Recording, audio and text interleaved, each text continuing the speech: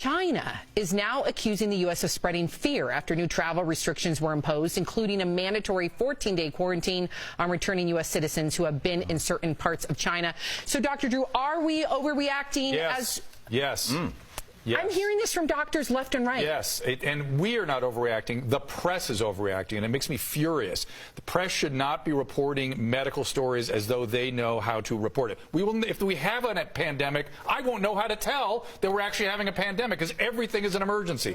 People that are infectious disease specialists, the CDC, the epidemiologists, need to take this very seriously. The press needs to shut up because you're more likely to die of influenza right now. That's what doctors are saying. However, I'm not trying to go against you, but I have a question. It has now beat SARS in terms of fatalities, 362, and they're saying but its fatality rate is still lower. But they're saying it spreads fast. It's a mild illness. It spreads all over the place, and it's only out of these 17,000 documented infected. I bet there's hundreds of thousands of cases, 300 deaths. Okay. And always in immunocompromised people, always in people that are at risk for these sorts of things if they get a severe viral respiratory infection, whether it's flu or corona or whatever. All of these can hurt people who are compromised. They can. The rest of us need to wash our hands carefully, get our influenza vaccines, listen to the CDC. If there's a problem, they will let us know. The CDC made it very clear that 5,000 people just in the last 2 weeks have died from the flu here in America alone. Why are we panicked about that? Three people died on the streets of Los Angeles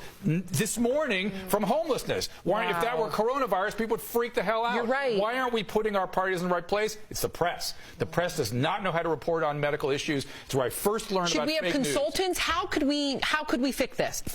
When Anthony Fauci, who's one of the leaders in infectious disease, gets on national news broadcast and goes, "Don't worry about it. Stop worrying about it." Good to know. And then if there's some data where he says we need to worry about it, then you report on it. Otherwise, shut up. Get your flu vaccine. We talked about this briefly when we were walking in my car, and it was really great to get your opinion on this. You were talking about the car last night? Yeah. You want to talk about this? Well, you know, people always say we want to get money out of politics, but I always say, well, what about getting money out of clickbait?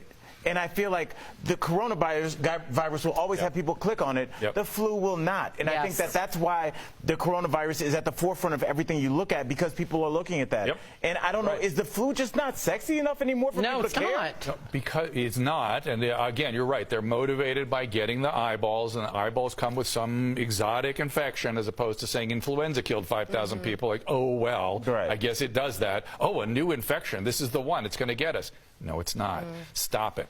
Be professional journalists. Be what you're supposed to be, and collate and present the facts as they are, not with sexy headlines that give us some sort of hysteria.